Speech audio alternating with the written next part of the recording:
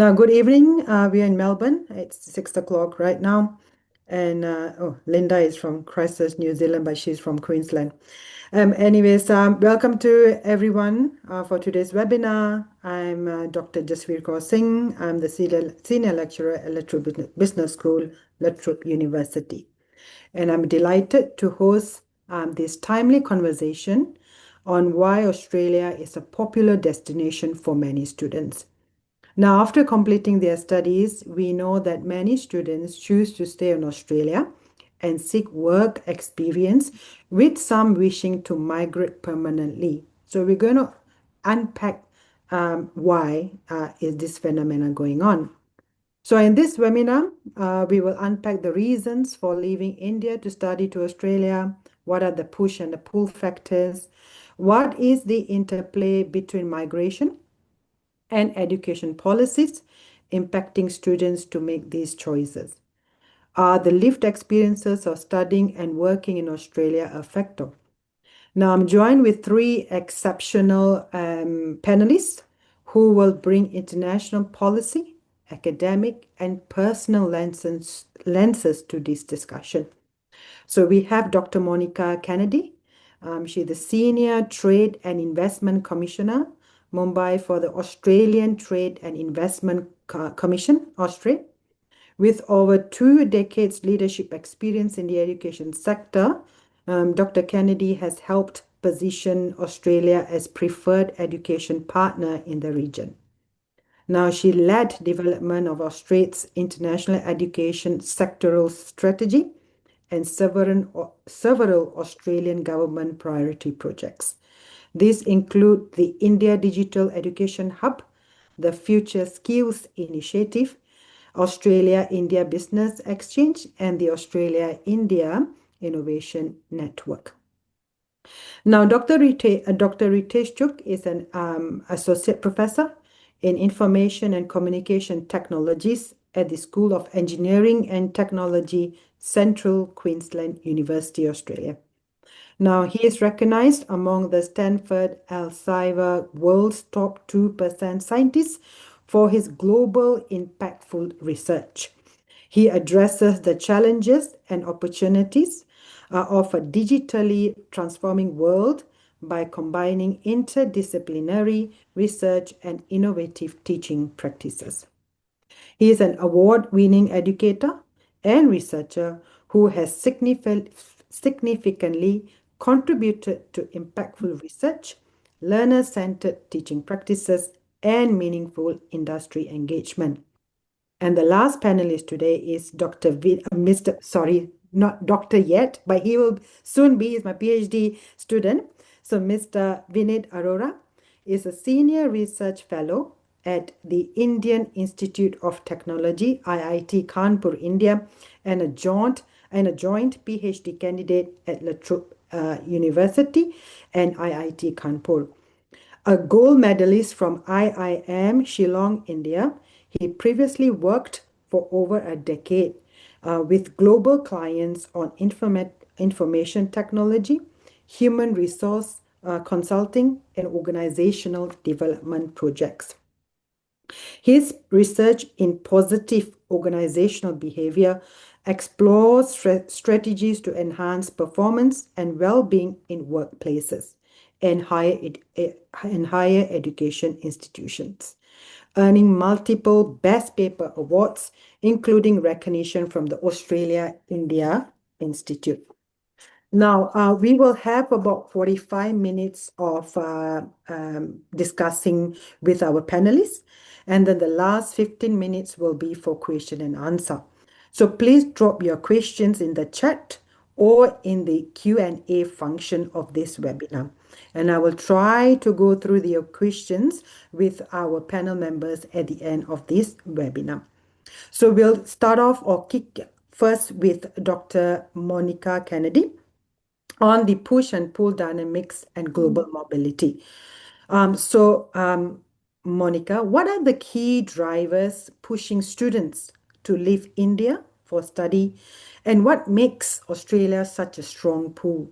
Or in another way, or another question would be, why does Australia remain such an attractive destination compared to Canada, the UK, or the US? Over to you, Monica. Thank you. And thanks for giving me the opportunity to speak about my favourite topic.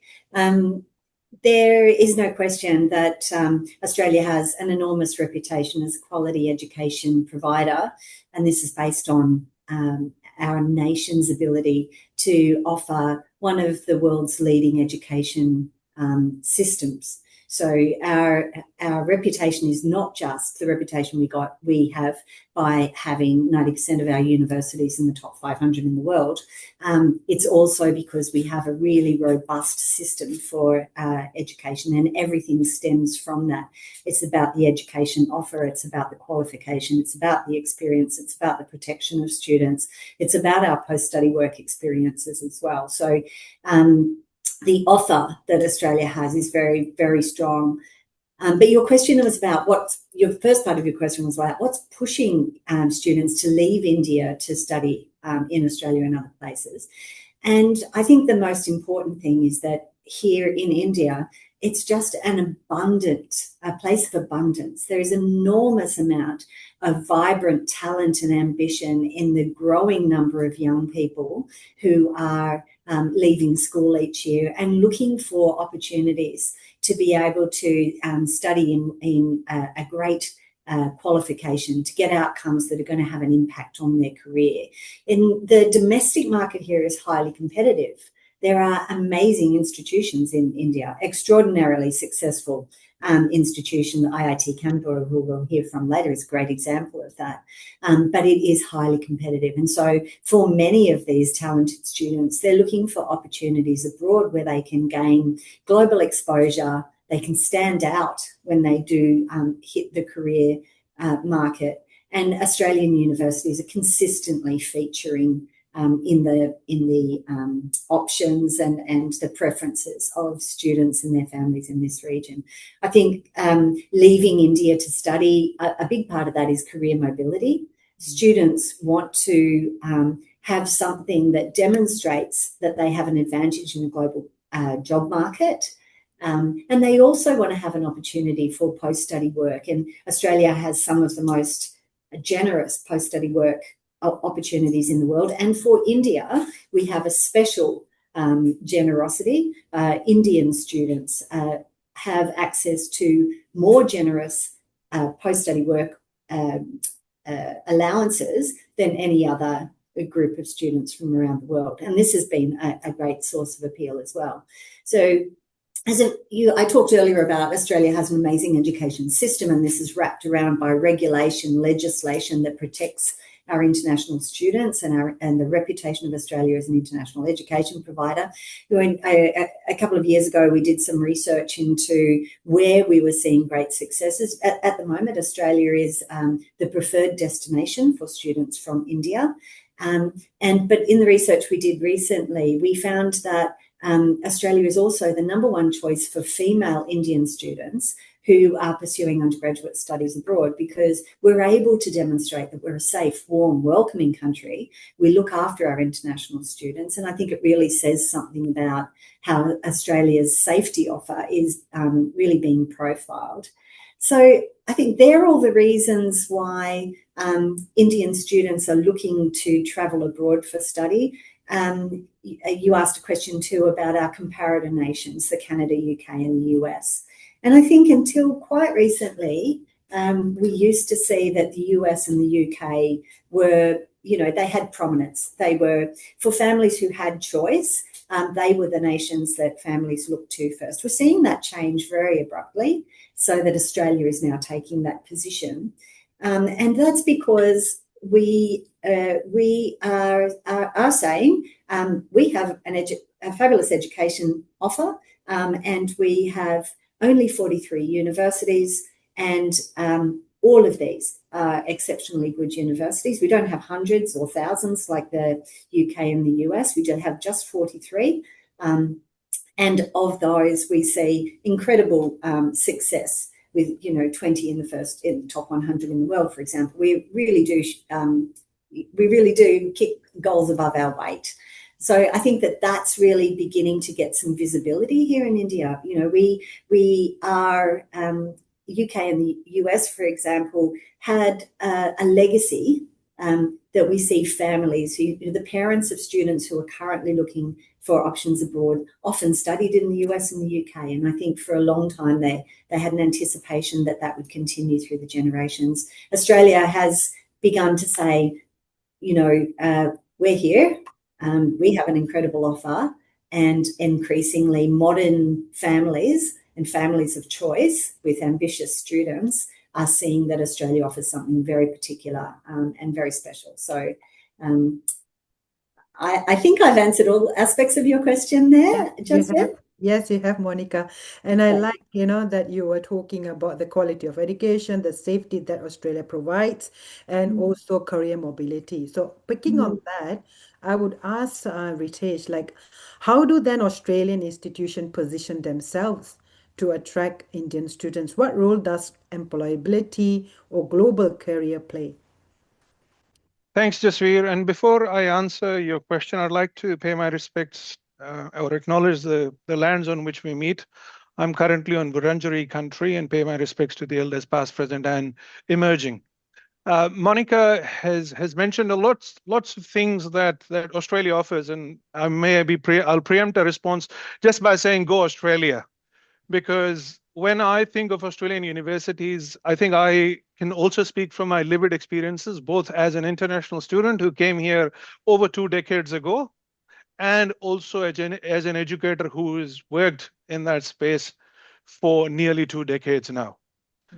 Um, Australian universities have always positioned themselves as good quality providers of education, an education that is globally recognized, particularly education that is practical and industry aligned.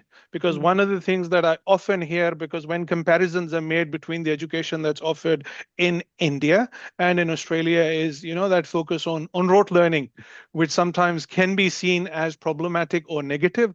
I think that is different here in Australia, because the focus is there's a lot of focus on practical and industry aligned curriculum. When you look at university curriculum, and I think I speak for a lot of universities, we offer work integrated learning programs.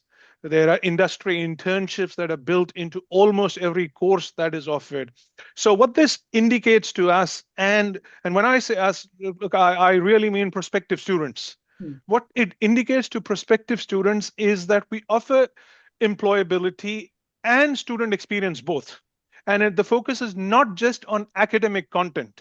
Although as an educator, yes, I should be talking academic content. But when I think about potential students, the focus for them is both on what experience they will get in Australia, plus look, everyone is ultimately concerned about employability. And in order to enhance employability, we offer work integrated learning, we offer industry internships. So I think this is how Australian universities are positioning themselves.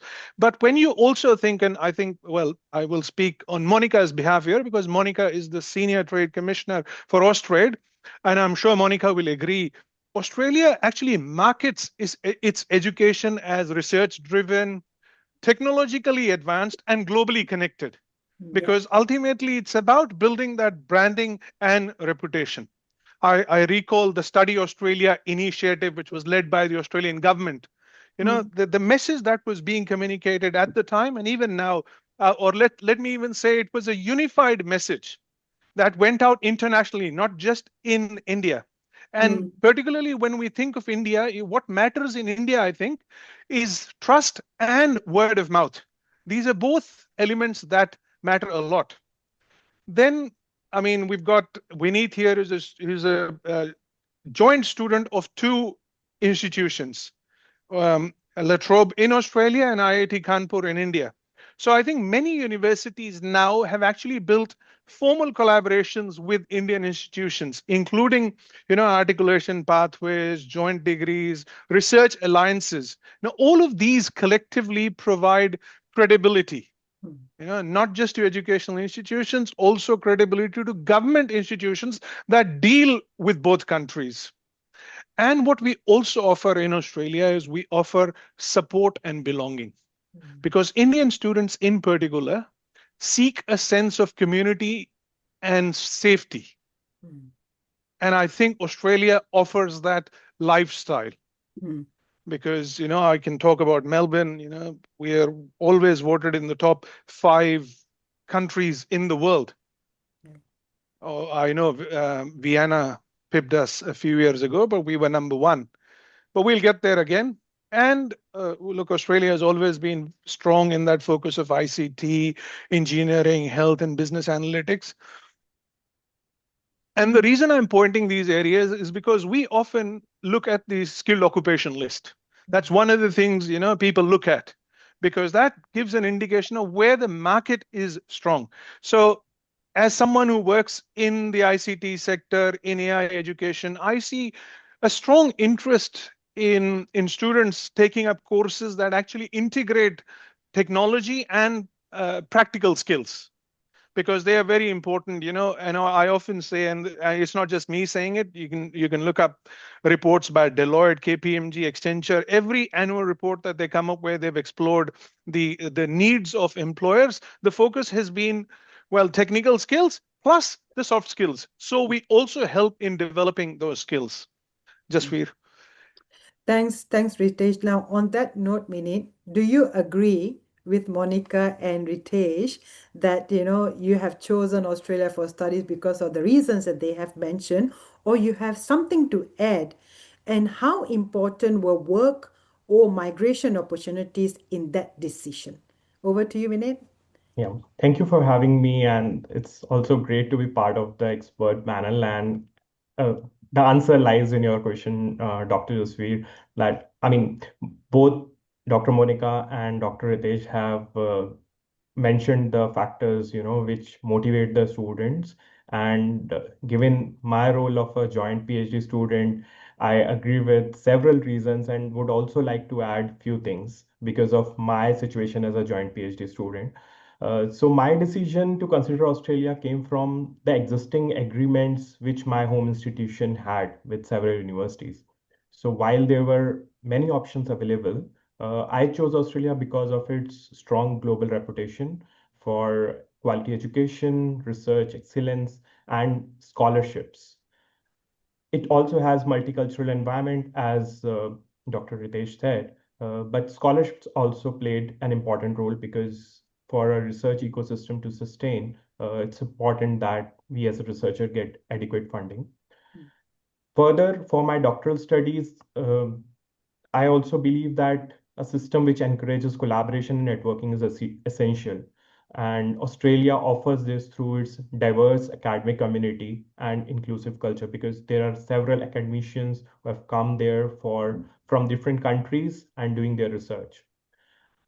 Another practical reason for me to choose Australia was relatively small time difference between India and Australia, which allowed me to stay closely connected with my family. It helped me, feel near to my home while studying abroad. To be honest, on the migration opportunities front, it was not a very much, considered factor when I was taking that decision, because my primary motivation was to gain international research exposure and experience a new academic culture. I had been to China as part of my postgraduate studies, but then it was a short stint. Uh, Given that, as Australia is already known for its research, I felt gaining an international research exposure will add to my profile. And as part of that, I also intended to gain some international work experience, and I was fortunate to work as a subject facilitator for a semester. So that experience was invaluable, and it gave me insights into the teaching and academic practices in Australia. And what Dr. Monica and Dr. Ritesh said, totally align, and I agree. I lived that experience. I mean, in that role of subject facilitator, and also experienced my peers how they do it, and uh, it was a great value add to my professional development. Did I answer all your questions? Of course, Vinay. Now, what I can gather from this session is like quality education, that Australia provide, the safety that Australia provide, the career mobility that the institutions are providing for students, that is very valuable, and those are the motivation and attractions that students are coming to Australia. Now let's move on. Jasveer, Yes. sorry to interrupt. I never thought of the time difference being an enticement. That is a first for me. Yeah, me too. I mean, yeah, Vineet, I have never thought, and when you said that, I was actually reflecting, because usually what happens is it takes me 4 hours to just get out of Melbourne, well, out of Australia, basically, if I'm flying anywhere. Yes. And that itself becomes a deterrent. But it's very interesting. And the moment you said that, I was reflecting, wow, that's a very good positive. And I will be using that, Vineet, whenever I'm in a marketing trip. Thank you. You have got one marketing point. No, Ritesh, when you are right, because in Malaysia, I was sent to Australia. I chose to be in Australia because I will be nearer to home because parents are aging. I was supposed to go to Syracuse University in the US. Then I'm like, oh my God, that is too far. I guess that family factor also comes in because I know Vinit's parents are also elderly parents, so I can understand that. And okay, now let's examine how policies shape these decisions. Now, Monica, how have Australian migration, you spoke about post-study work policies just now, influenced student demand from Australia? How is Australia positioned to set students up for global careers as well? Yeah, thank you. And can I just say too, I loved Vineet's section there. That was it's really kind of nailed what the opportunity is. And in Australia, we really are positioning our universities, but also our policies are set up to support this real value that comes from the research integration, from the international work experience opportunities, that the kinds of things that Vineet is seeing real value in as well. So thank you very much. I also really appreciated that he agreed with the comments that both me and Ritesh had made, because otherwise it was going to be quite an uncomfortable part of the workshop. But to your question, I think Australia is very, very focused on policies that support the continuing quality of the international education experience, and the return on investment, the quality outcome of an Australian qualification. And that means that we are very, very careful to maintain the focus on Australia's education quality, and to offer ambitious students an experience and an outcome that is going to set them up for life. So that's kind of the first thing that underpins all of Australia's policies that support international education and international students. Our post-study work rights, as I mentioned earlier, really the best in the world, and for India, significantly better than many comparator nations. And for India too, provide students with a really long runway after study to really get their feet under the desk, to experience an international work culture, to work in their area of specialisation from their study, to stay on and do master's programs, if they've come from undergraduate, to stay do post-study work rights, begin to understand the career they want to enter, stay on for master's studies. And we do see this a lot, that the post-study work rights are providing an avenue for students to be able to really explore and consolidate their interest in their career of choice, to do that within Australia, and then to even more tightly define their area of interest in further study.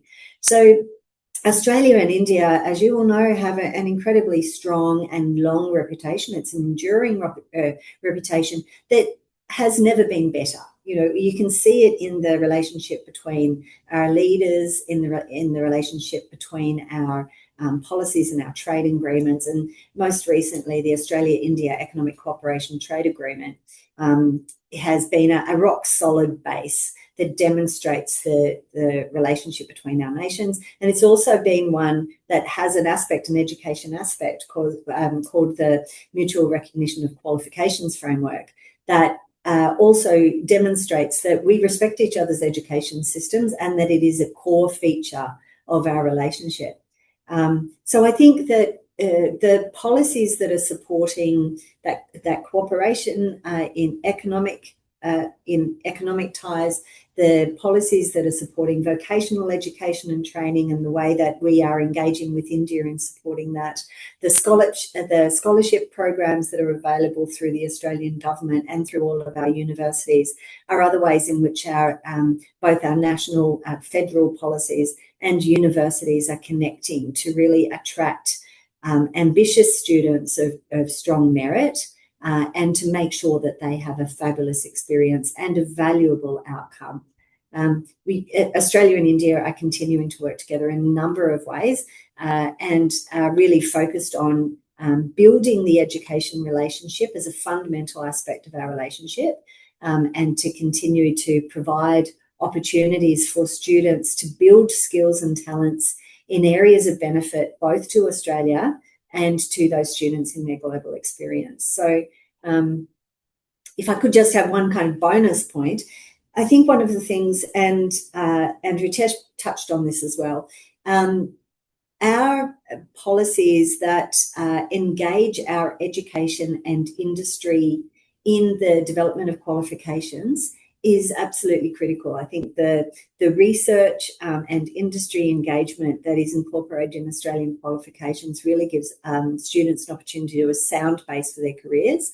And, you know, the industry integration that you see in our universities has been some of the things that have led to Australia's invention, for example, of Wi-Fi, of navigation technology, of IVF, of ultrasound cervical cancer vaccines, and bionic ear. These are the things that have come from universities by working with, engaging tightly with industry, and then are converted into the education programs that are setting students up for global careers. Interesting. That what you have mentioned about, you know, we are forefront in ICT and so on. So Ritesh, like universities often sit at the crossroads of education and migration, right? So I would bombard you with 3 questions. Now, the first question is, have you seen any changes in student behavior or their expectations based on the shift in migration policy in the past years or even recently? Yes, definitely. And I think I'll just first answer that statement that you said about universities or Australian universities at the crossroads of education and migration. I think this intent or this integration or intersection of education and migration in Australia has been there for a long time.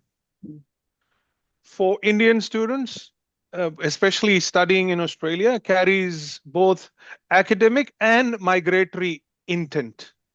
And this dual motivation, I don't think it's new, but it's far more explicit today because students and families now evaluate courses not only by academic quality, but also their alignment with work rights, skilled migration list that I mentioned earlier on, and obviously post-study pathways. So, and obviously, because of that information readily available, we are seeing a clear behavioral shift. And that leads me to your question about changes in student behavior and expectations. Because of that information available, we are seeing a clear behavioral shift. Okay. Students have become better informed. They are better informed as opposed to when I came here, where, you know, the internet was just taking off.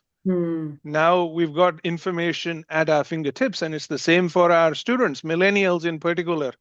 You know, so students are better informed.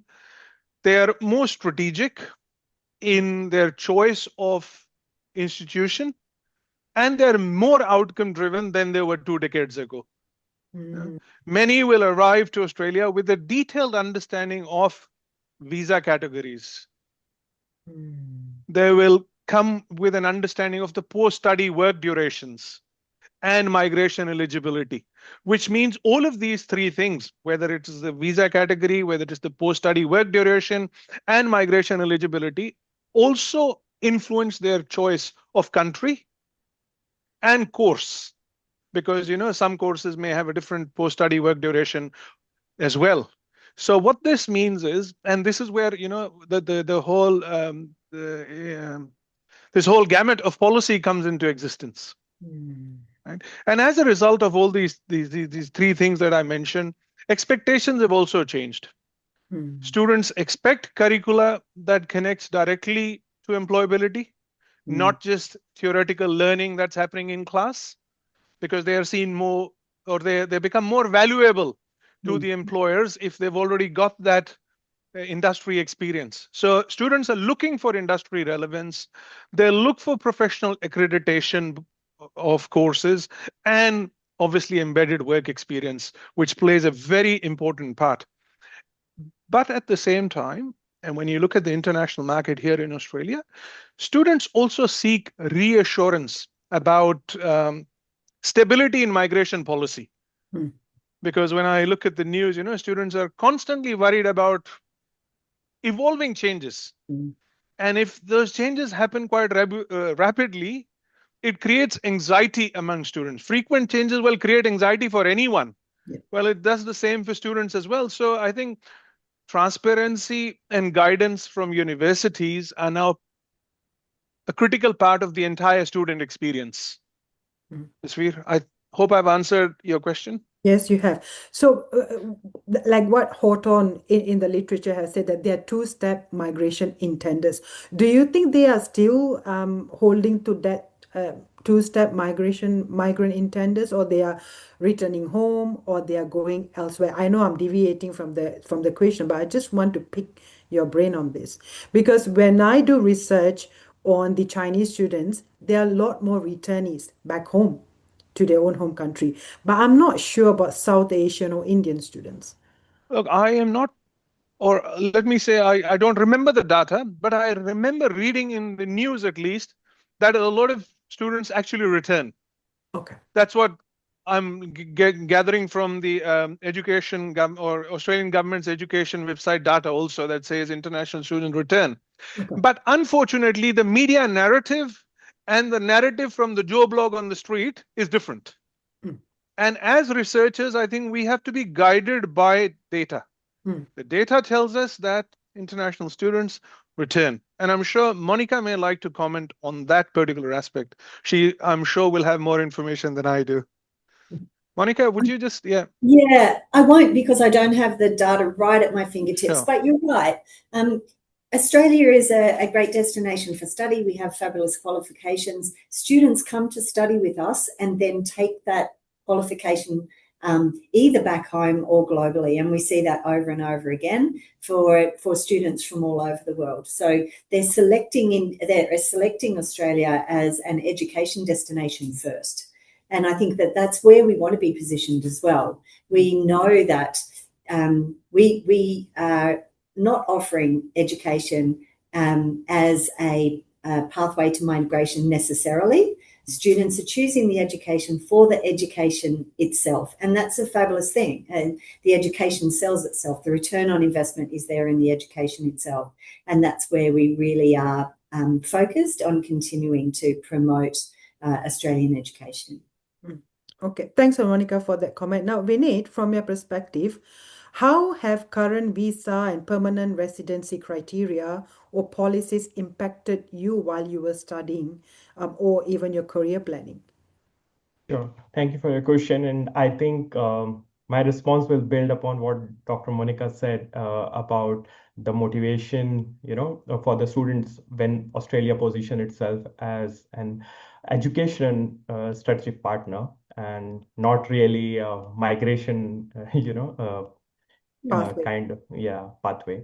So I regard my time in Australia as primarily for an academic and research investment. I mean, through pursuing this PhD and engaging with research scholars. The visa environment, even in the application, we have to we have to showcase the genuine intent to study, which also aligns with my own values and motivation. However, at the same time, the recent changes in the visa policies, such as significant increase in the visa application fee for students, and higher reports of the higher visa rejection, at least in the media, and the raised financial requirements for applicants. These have made many prospective international students and some of my friends more cautious and thorough before applying. Even when I was applying, I felt, the fee was slightly on the higher side as compared to other countries. So these developments can create a perception of restriction, especially for those who actually want to have a well-informed decision making for their career or academic plans. For my case, as a joint PhD candidate or student, I face some unique limitations from the current visa scenarios. So, for example, the eligibility criteria of temporary graduate work visa. It requires applicants should complete their degree in Australia and they should apply for it from Australia within the country, right? So for me, completing a significant part of my research in my home country, and I went to Australia for an year and then returned. So I am not eligible for that visa pathways. Now, if these policies were more inclusive of the joint degree holders, as the joint degree collaborations are happening between Indian and Australian institutions, it can encourage more research collaboration and post-study work experience in Australia, which currently is limited, is what I feel. And there are also growing competition among skilled migrants and the limited visa quotas which are there, which also impact the possibility of building a long-term career. And when I was searching for my sessional work along with my PhD, many universities or organizations, except a few, would prefer to hire only the permanent residents or the citizens, and they do not provide sponsorships. So this narrows the available pathways for international students. No, you spoke very well, aligned with the study that I have done with South Asian students as well. Now, Yeah. it's clear that policy and practices are deeply intertwined. Now, let's turn to the lived experiences that shape these journeys. Now, Vinit, I'll start with you. Now, what were your biggest challenge or challenges after arriving in Australia? Okay. Um, I will not start with the challenge, but because I found Australia to be very welcoming country, people were helpful Good to know and that.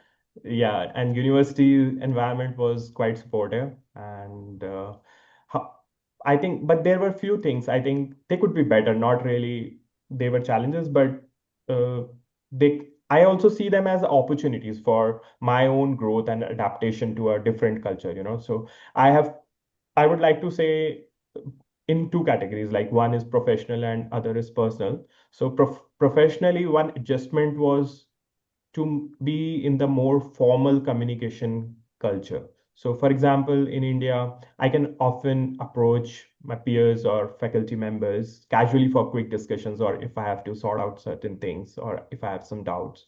Uh, but in Australia, what I experienced was most of the interactions happen through appointments, and sometimes they have long waiting periods. So while it's good, it's structured, but sometimes this formal scheduling, requires some mental shift in the mind of a student, or it may appear that the things are a little bit slower.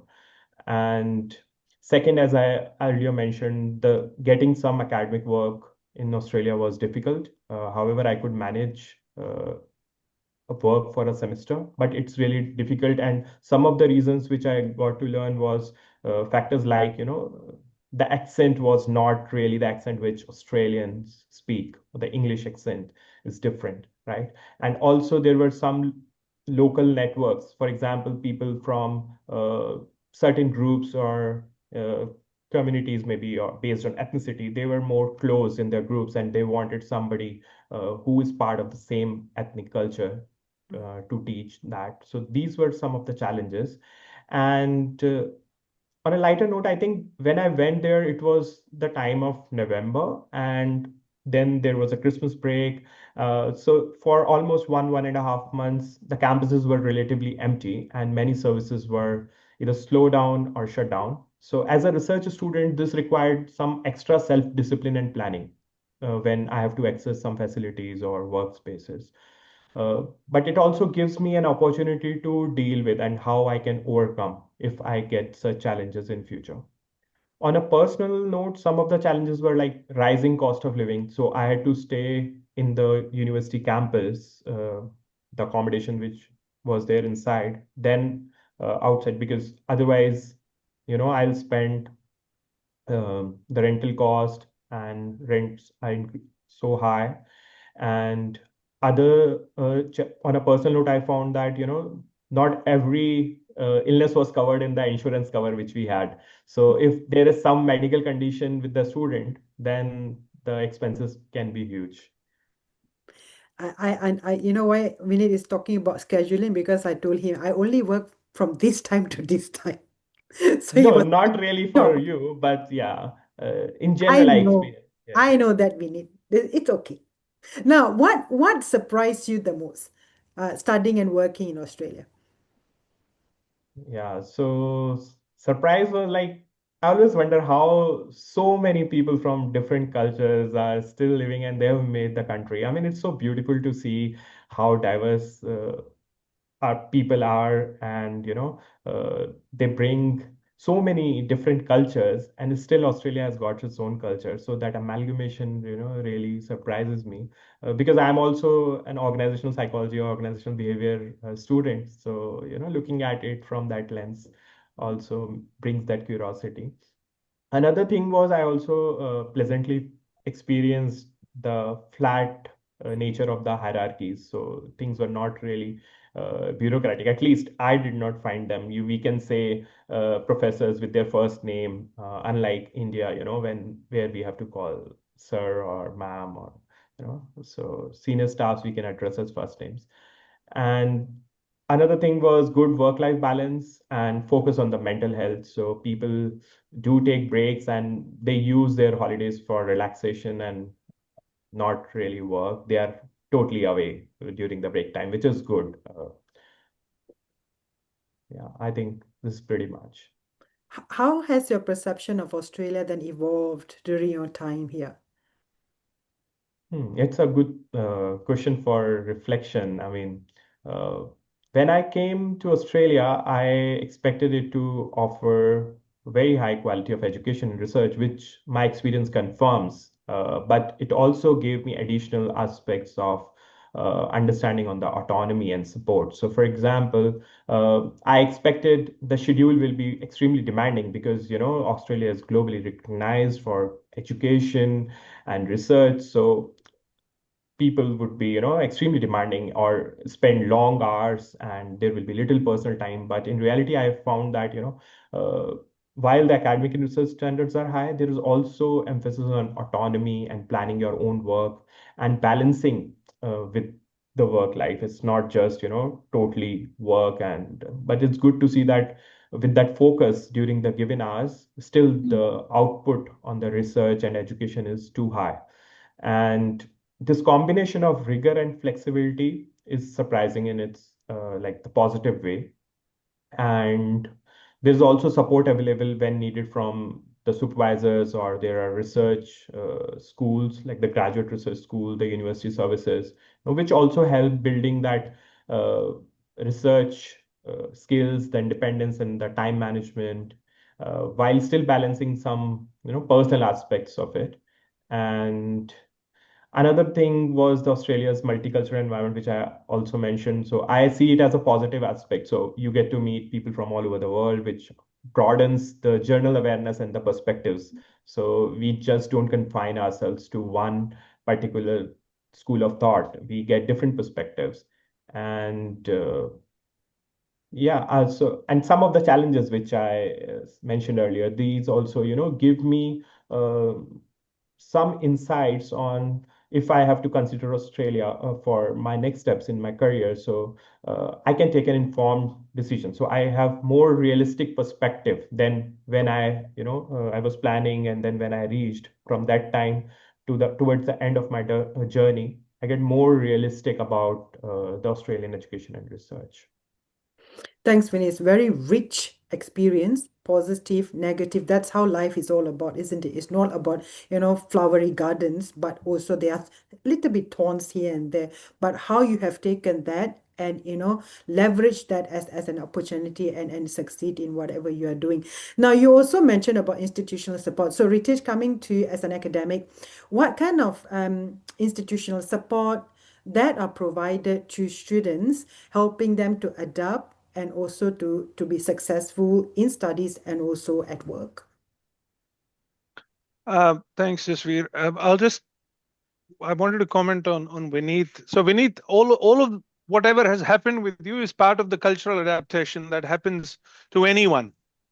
It happens to international students. It also, even when a tourist goes to a country for a small period of time, these are the things that we often observe. And I'm glad that you had these positive experiences and a lot of learning as well.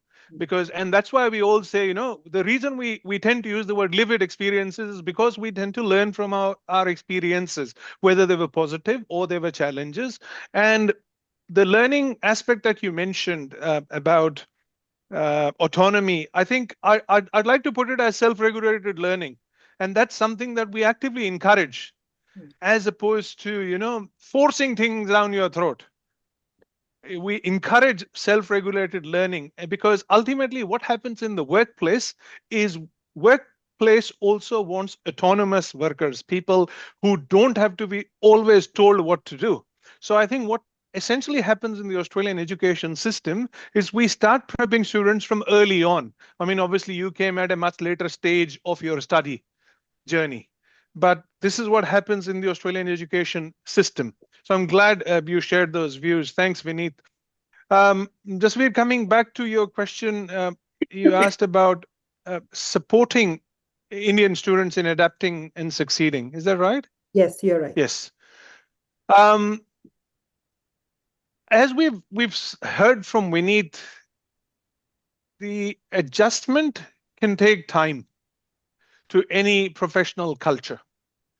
Vineet was talking about appointments and Jasveer, you said you were busy. Look, Vineet, again, that's part of the culture. It's part of an organizational culture. It's part of the educational culture. It's also part of the national culture. I mean, I will reflect on my own experience of getting a doctor's appointment when I was here in my first year, and I had to wait. Now, coming from a culture, coming from India myself, that notion of gratification or instant gratification was built in me. But what happens is I also now have learned that it's part of the system. It's the same now when students send me an email and say, well, here's my calendar, just go and look it up and pick an appropriate time. Now, students also learn because when they're here for their first time, they're like, wow, Ritesh not available. Well, Ritesh is available, but there is a day on which Ritesh is available. He's got an online calendar that students are allowed to populate and choose a time that meets both of us. So coming back to Jasveer, sorry, I keep digressing, Jasveer. It's okay. I think institutions that succeed in helping students are the ones that adapt and are the ones that focus on belonging, because that focus on belonging is important. The focus on communication with students is important. The focus on their understanding is also important. And this actually points to, let's now look at it from my perspective as an educator. Maybe there's learning in what Vineet has said. I think what Vineet tells us is that there should be some sort of a cultural orientation that's built early on into our induction programs. We induct students into teaching and assessment styles, but I think what we also better need to do is an induction into the cultural fabric of the organization, of the educational institution, especially around issues relating to participation, independent learning, and academic integrity. And that's something we shouldn't miss because that's an issue that is of greater concern. We've obviously talked about, and again, Vineet, you focused on employability. I mentioned employability, but there is a lot of focus in every educational institution now to focus on employability. Programs and courses are being developed that help students understand Australian workplace communication, teamwork, and professional etiquette.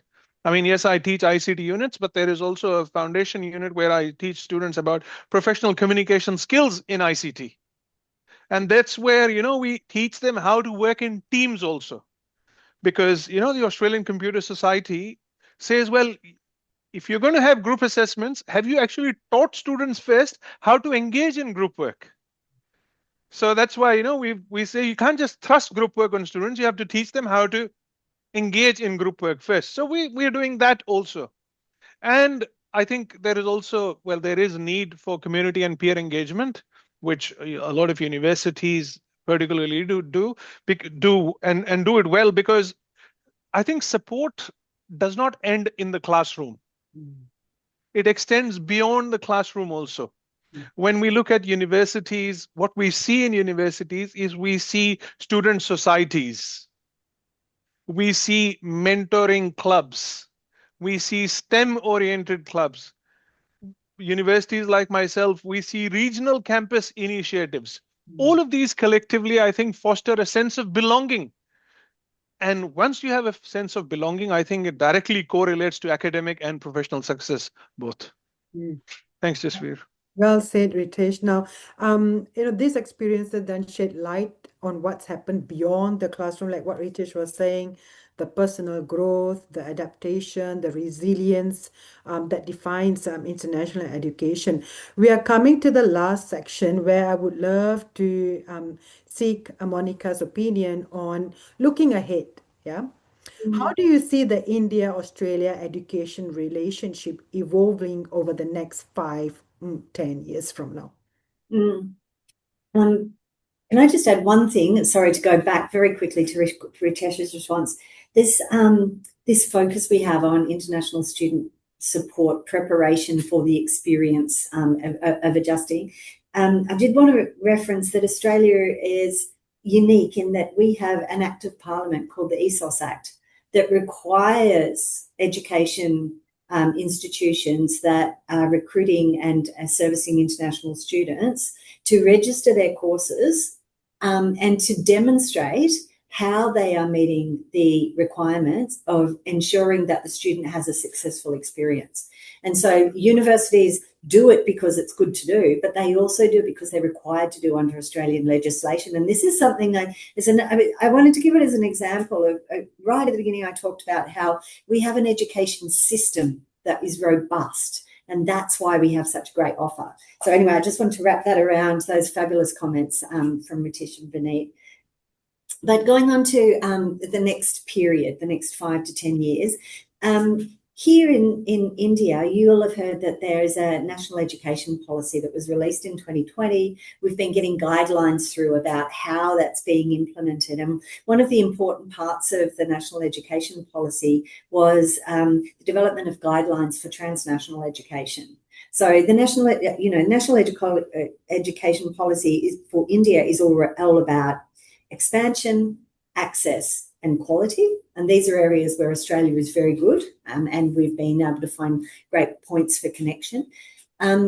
Transnational education is also something where Australia has an incredibly robust system. And so Australia was first to respond to opportunities here in India with two of our universities, Deakin University and then the University of Wollongong being the first two foreign universities in the world to be approved for teaching here in India, which is a great thing. We've since had another 6 institutions that have announced that they will be starting transnational education offering here.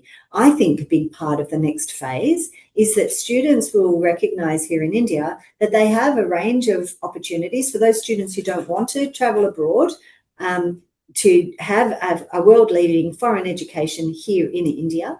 But for an even more significant number of people, the kinds of partnerships that we're hearing Vineet talk about are becoming very popular. So Australian universities, excellent quality Indian universities, collaborating together to offer something that's very unique, that takes the best of both institutions. A student can start in India, finish in Australia, take advantage of the post-work opportunities there, and really get the best of 2 institutions. I think this is the way of the future. These pathway activities, these transnational education opportunities, the amazing quality of digital education. So EduTech is very strong here in India, some great platforms with Australia engaging very enthusiastically with those as well. So I think all of these things are working towards delivery on the national education policy for India and are great for Australia in us being able to expand the offer that we have around the world, and particularly into India. And I think La Trobe is joining soon in India. I don't That's know right. which, but yes, we are. Now, Ritesh, now how can Australian university then adapt to meet the changing needs of globally mobile students? Thanks, Jasveer. I think mobile learners now expect seamless integration between on-campus and online modes, which is really important. And I think the pandemic has shifted how students view education. In fact, well, the pandemic has shifted this whole culture about where you're working or where you're learning from. So I think enabling continuity, even if student circumstances change, is very important. I've previously mentioned that connection to global employability as being very important. And Vineet alluded to, this people grouping together in their own cultures. Now, what that really means is there is work that needs to be done there, because what that tells me now is diversity on campus does not automatically lead to inclusion. Right? So there is obviously work that needs to be done on that front. And being in the ICT education, I think we expect that education now will be AI enabled and AI supported, and we'll see more of that going forward. So I think we really need to move to a relational model that's built both on partnership and purpose. Yeah. Now, last question for Vinit or for the panelists, in fact. Now, as you think about your future, right, do you see yourself staying in India, returning to Australia, or exploring any other destinations? Okay, so I'll be happy to return to Australia to gain some more work experience. But as I mentioned, like most of the unis are now hiring only the permanent residents or the citizens, and there is, limited opportunities for visa sponsorships. So I'm not sure how, it is really practical at this point in time. Maybe I should gain more experience and, publish a lot, and then I can try. But given this, I remain open to opportunities both in India and other countries, as Dr. Monica mentioned, and you also mentioned about the La Trobe and other universities, opening their campuses in India. So it will be good experience and opportunity for me to, work in one of them and gain that experience. And several other factors may guide my decision, I think, which is one is definitely the proximity to my home country, as uh, some family responsibilities, impact it, and friendly visa policies, reasonable cost of living, and access to multicultural and research intensive work environment. So I think these factors would definitely guide my decision. And I would look for that place where, I can continue to grow professionally and contribute meaningful to research and teaching. And also have some balanced lifestyle. So You must eh, have that. yeah, You cannot be working all the time in it. right. Now, thank you so much for your rich insights to all the panelists. I have just vetted questions. There are not many. So there's one from Linda. I'll go to Linda first. So she says, my name is Linda Ng, and I'm associate professor of nursing at the University of Queensland, University of Southern Queensland, sorry. Now, approximately 80% of our international nursing cohort are students from India and Nepal. Now, based on both observation and experience as the academic integrity lead for 3 years within the faculty, I have noted that many of these students may not be adequately prepared for the academic expectations and learning environment in Australia, which has then contributed to a higher incidence of academic integrity breaches. Now, given this, what responsibilities do we as institutions, educators, have in ensuring that these students are sufficiently prepared and supported to study successfully within the Australian academic context? I guess, reteach this for you. Sure.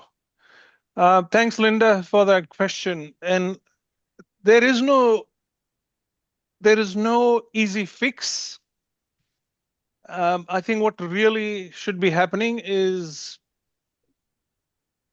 academic integrity has to be scaffolded right from the start, because we should not assume that students bring the same understanding of academic integrity as domestic students, because many incoming students may not be familiar with concepts such as independent authorship, referencing, paraphrasing. The word plagiarism, I've noticed, is often new to a lot of students coming in.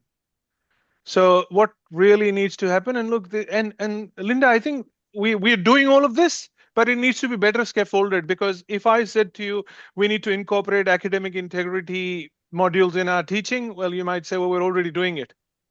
But we also then need to provide good and bad examples of practice. We have to allow students to practice referencing. We want them to reference, but we don't give them enough time to actually practice referencing. True. So, and often students don't necessarily understand the difference between collaboration and collusion. We also need to have more formative assessments, because formative assessments actually allow for trial and error. So I think in unit outlines or in our learning management sites, it's important that we should clearly articulate what collaboration, collusion, authorship, referencing means.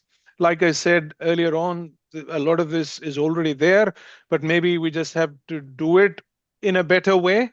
I did earlier on mention that many students, in particular, because Linda, you mentioned India and Nepal, they may have educational experiences where rote learning or memorization was the norm. So rather than assuming that they know the Australian system, it's important that we build ways to understand those differences and then address the issues that we encounter. And personally, I think initially what needs to happen is there has to be a greater relationship between the educator and students, particularly for students starting out new, because that's something, they come to a new place, they don't know anything, and we expect them to know. Because see, when I'm dealing with domestic students, I don't have to tell them about plagiarism. I don't have to teach them referencing because they've already done it. It starts in grade 6 in schools. So by the time they come to uni, they're already prepared for it. And Linda, I think this goes back to the student cohort itself. And I'm sure, Linda, as the academic integrity lead, which you've said, you would have already facilitated workshops for students. But I often say there should be workshops for staff also. True. So yeah, thank you, Linda, for that question. And Ritesh, you also talk about, having that induction earlier on rather than, throwing them into year one, subject one, and they are lost. And I guess during the induction, I don't know whether they have it or not because I'm never involved in area or orientation, but that is also an important part or culture of learning in Australia. And Jasveer, sorry, just to add, I know we are short on time, but see, we collectively as institutions and educators, we have significant responsibility to ensure that international students, including those from India and Nepal, are sufficiently prepared for the academic expectations of Australia. Well said. No, I can't deny that. Now, Monica, there's one question for you from Biju. He said that working during the semester could be a distraction to achieve the full academic potential. Do you have any reports on these or? Can I give an anecdotal experience here rather than a report? It is a really important part of Australia's offer that we provide opportunities for working while studying. And most Australian domestic students will work while they study. It's a cultural difference in the study experience of Indian students, I know. we find that students working while they're studying provides them with a community, some real work, some real life experience that gives them something purposeful alongside their study that really engages them with the Australian culture and community. And so you will see that all Australian universities will provide support for students to gain work while they're studying. And the students are limited in the number of hours they can study during a semester time. So that assists them to manage the, to balance the work and study expectations and experience. But we do find that it's a really valuable aspect of the experience of living and studying in Australia. And it's part of the kind of learning that Vineet was talking about earlier, that you're given the autonomy, you're given the space to learn how to manage your work-life balance or your study-life balance through these opportunities for work. Now, well said, Monica. Thank you so much to our panelists and everyone who have joined us today. I know we are past 7 minutes, I'm sorry, but it was a rich discussion that showed that studying abroad is no longer just about obtaining a degree. It's all about navigating opportunities, identities, and futures that bridge not only students but also nations. So for Australia and India, this relationship represents both a challenge but also an opportunity that we can all leverage upon to ensure that international education remains equitable, transformative, and also globally relevant. Now, to the members who join us, if you'd like to continue the conversation, connect us via LinkedIn, email, event page will be on LinkedIn as well. So we look forward to seeing you at the future events, and thank you so much for your valuable insights and reflections. And with that, thank you. Have a good day. Bye-bye. Thank you. Bye.